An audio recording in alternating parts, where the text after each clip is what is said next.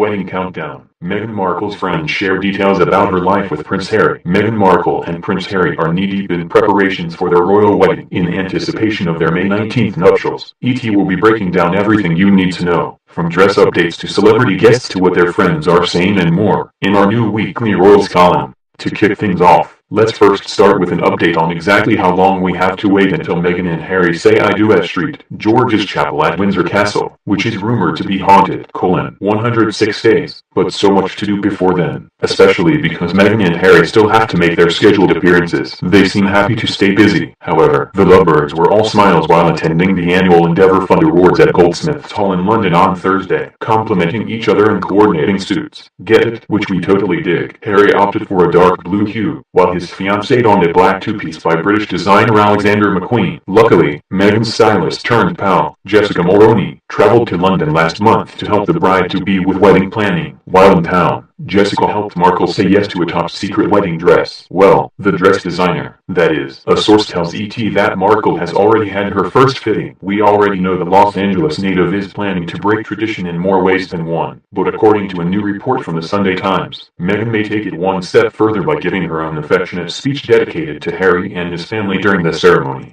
Plus, many fans of the 36-year-old actress are also curious about whether Meghan and Harry plan to spend the night before their wedding apart. According to LUK, that's the royal custom they do plan to follow. In more Meghan news, USA Network announced earlier this week the 36-year-old actress co-star, Patrick J. Adams, would officially be leaving Suits at the end of the show's current 7th season. The news comes just 2 months after Meghan announced her own exit from the drama, playing on-screen lovers Rachel Zane and Mike Ross. The two obviously became close pals on set, and Patrick had nothing but amazing things to say about Meghan while explaining their departure from the series. Meghan has this whole crazy part of her life that's just beginning now, he told The Hollywood Reporter. There was this natural sense that we both knew that the time had come for both of us. It went unspoken and we just enjoyed the hell out of the last few episodes that we got to shoot. We both knew that we wouldn't be coming back, he continued. It made every one of our scenes that much more special. We had a great time. Speaking of Suits, have you watched this show? Because we simply can't get enough of Meghan. We decided to re-watch the series from season 1, and binging our hearts out means we've already gotten to season 3 this week. Let's just say, it's pretty crazy watching our future royal take part in flirty, romantic scenes with Patrick. Spoiler-filled examples in the video below. Please let us know your thoughts on Twitter at @IzareeMurphy_ and Liz Calvario. More on this to come, pending your opinions. This hilarious, extra shady Instagram account, which you should go follow now, because you gotta have some fun with the royal wedding, seems to have a lot of thoughts.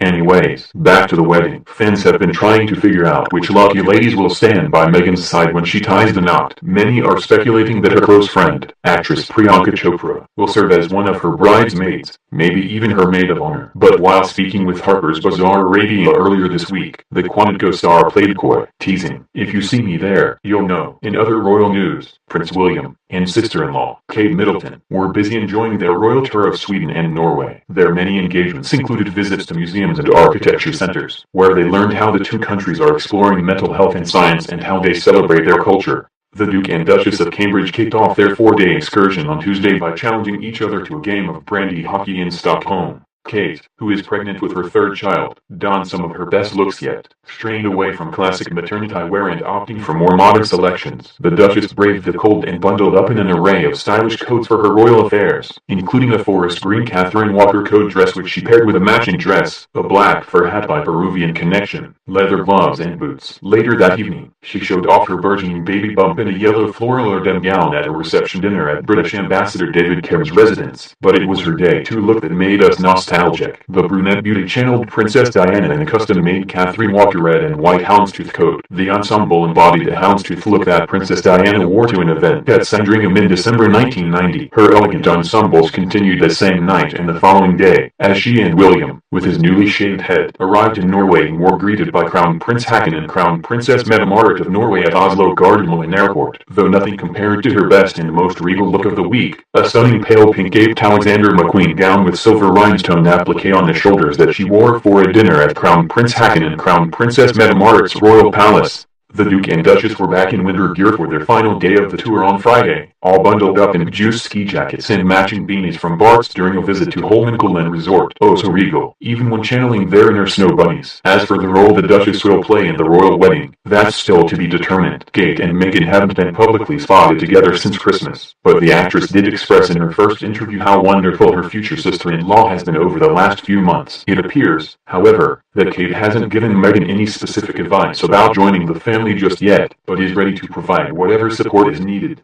Very early on she made it clear that should Meghan ever need something, or just want to chat, she shouldn't hesitate to get in touch. A source told E! News, Kate knows how difficult it is navigating one's way through this very different world, and it was important to Harry that Meghan and Kate got to know each other, as she has experienced many of the challenges Meghan now faces. We, of course, can't wait to see more pics of the fabulous four out and about together, and learn more on how the future sisters-in-law bond over time. For now, that's a wrap on your weekly Royals update. Join us next week for another roundup, and stay tuned to EAT Online, daily for the latest on the royal family.